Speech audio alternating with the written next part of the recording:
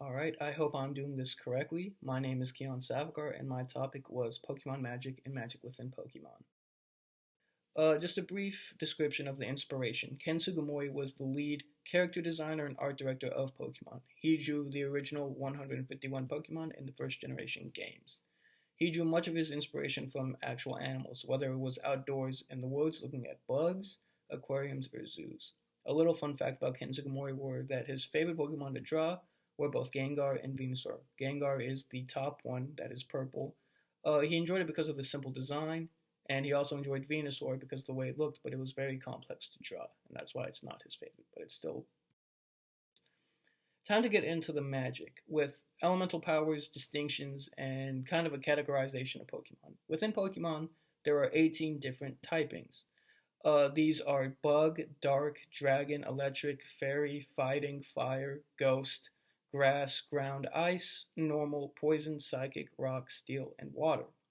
Each of these typings have their own strengths and weaknesses. For example, a Grass type Pokemon is very weak against a Fire type, but a Fire type Pokemon is very weak against a Water type Pokemon. And there are just checks and balances throughout the whole Pokemon system. However, some Pokemon are unable to affect any other Pokemon. For example, a normal type Pokemon cannot do anything to a ghost Pokemon. They're essentially immune, as if I were to punch a ghost in real life, my hand is facing right through the ghost, it's doing nothing to the ghost. This is the same in the Pokemon. These are just a few examples of elemental powers you see Pikachu, an electric mouse, using and commanding electricity at will. You also see Charizard, who is a fire type, using fire, controlling and breathing it at will.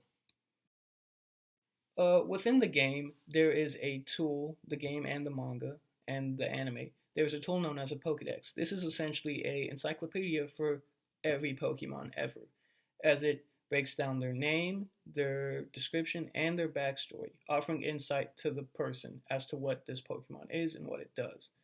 This has been a thing since the first original 151, and now the almost 900 Pokemon, they all have their own individual backstories. I'm going to take a dive into the backstories and look at Spooky Time. I'm going to look at a few specific Pokemon that are ghost types because they seem to have a much darker and grim narrative, which I personally find interesting. And it's this odd sense of wonder when reading about them, and they possess a lot of magic, seeing how they're. First one we're going to look at is Bayonet. Bayonet is the doll Pokemon, and it has multiple Pokemon entries that are really dark and ominous and quite sad, which is a very recurring theme within Ghost Pokemon. In the Pokemon Ruby game, it states that Bayonet generates energy from laying strong curses on Pokemon by sticking pins into its own body. This Pokemon was originally a pitiful plush doll that was thrown away.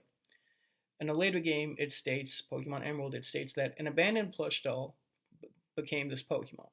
It is said to live in garbage dumps and wander about in search of the child that threw it away.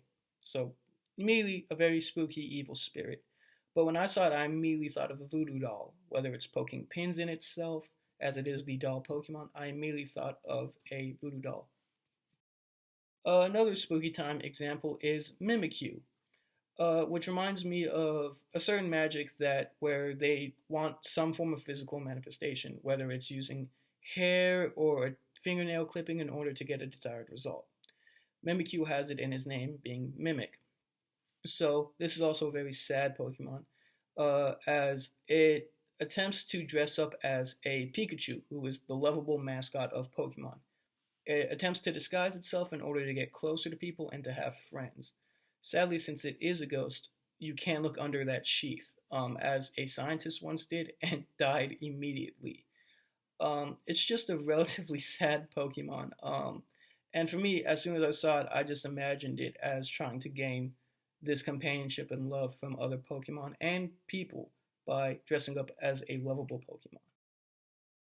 One of our last examples here, oh god, I'm almost down at the 5 minute mark already. I'm so sorry, guys. But this is my favorite Pokemon, and this is even more spooky time.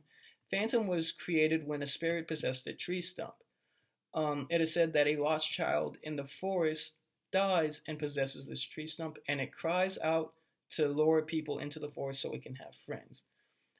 So this is just an example of real life humans turning into Pokemon, which in a way is magic as well. It's the spirits now possessing something. This is also seen in other Pokemon such as Abracadabra and Alakazam.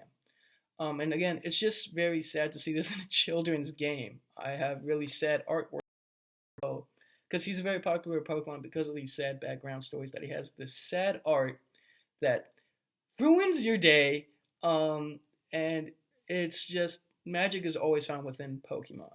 And I'm nearing the 5-minute mark, so I will get out of everyone's hair by saying the end. Thank you guys so much. If you have any questions, comments, or concerns, I'm probably in class hiding from everybody. Thank you guys so much.